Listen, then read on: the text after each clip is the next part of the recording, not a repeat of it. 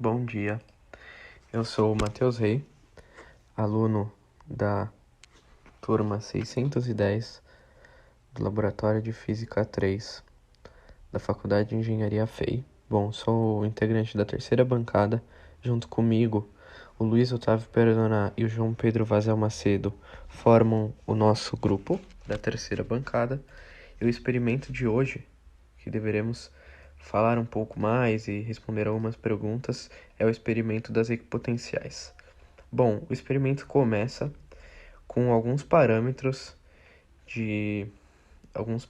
no teste e é pedido para ligar o medidor de potencial do experimento e medir o potencial dentro e fora da borda do disco condutor. Bom, foi observado que dentro quanto fora da borda para esses parâmetros daria 0 volts. Bom, e usando este fato, qual é o campo elétrico dentro de um condutor em equilíbrio estático? Bom, a variação de potencial no condutor é constante. Deste modo, assim que derivamos o potencial para encontrar o campo, vemos que o campo é igual a zero. É o que foi observado acima. Bom, começamos a segunda parte da nosso experimento, que é as propriedades de uma superfície equipotencial, com a seguinte pergunta: explique por que a curva S5 tem maior potencial que a curva S2.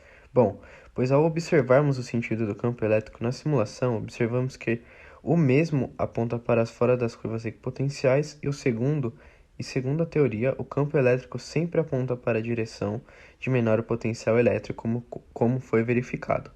Próxima pergunta do mesmo experimento é: se você movimentar uma partícula carregada sobre a curva equipotencial S3, você fará algum trabalho? Não, não faremos trabalho, pois o trabalho é definido como a variação de potencial. Então, estando na mesma curva, não irá haver tal variação, portanto, o trabalho será nulo ou inexistente. Próxima pergunta e a quarta pergunta é: se você leva uma partícula de S2 para S1 ao longo do eixo X positivo e realiza um trabalho, você leva essa mesma partícula entre as mesmas curvas S2 e S1 agora vertical no sentido de Y positivo. O trabalho vai ser diferente ou o mesmo que o trabalho ao longo do eixo X? Bom, é o mesmo trabalho, pois observar na simulação conclui-se que o WX, o trabalho em X, é a menos a carga vezes a variação dos potenciais, que é 1 menos 2, e o W em Y é exatamente o mesmo, portanto são iguais. E a última pergunta é: qual é o sinal positivo ou negativo do trabalho feito pela força elétrica ao mover uma carga positiva da curva S1 para a curva S2? Bom, o sinal é negativo, como foi feito no experimento acima. Se movimentar uma curva da S1 para S2, o trabalho é menos a carga vezes a variação da energia, menos a carga vezes a variação do potencial. Enfim, próxima parte do nosso experimento é a propriedade de uma linha de força. Nessa parte do experimento foi pedido que a gente desenhasse na figura ao lado uma linha de força saindo do ponto P1 sobre o S1 indo no sentido de S6. Foi feito aqui, que ele forma 90 graus com todas as equipotenciais, a linha de força. E no 7, na pergunta 7, desenha na figura ao lado o vetor campo elétrico no ponto P2. Bom, como dá para ver, a linha de força ela faz 90 graus com todas as linhas de força e o campo elétrico ele é tangente à linha de força.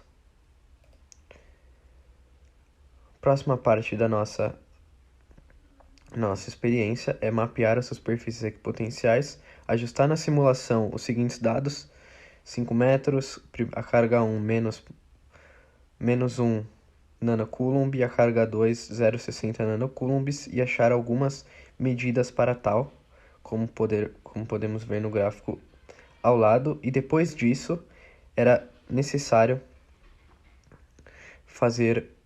desenhar as curvas equipotenciais no programa, como fizemos na figura ao lado do gráfico, logo ao lado. Bom, a última parte do experimento era analisar o campo elétrico a partir da linha de força.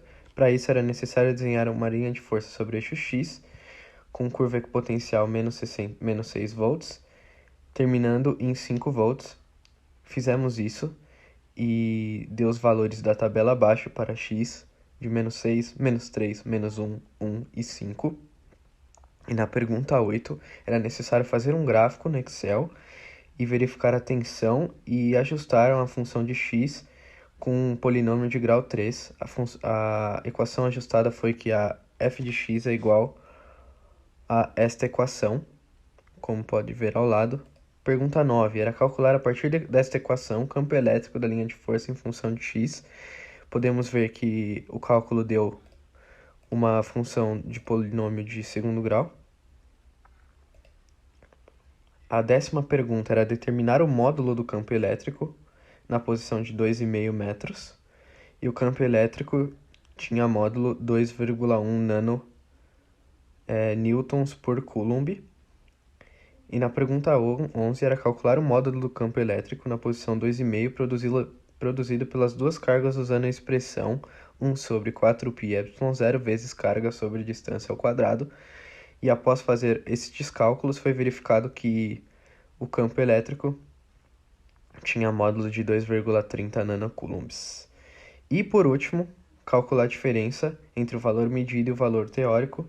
Essa diferença deu exatamente 8,6%. E com isso terminamos o nosso laboratório de equipotenciais. Muito obrigado pela paciência.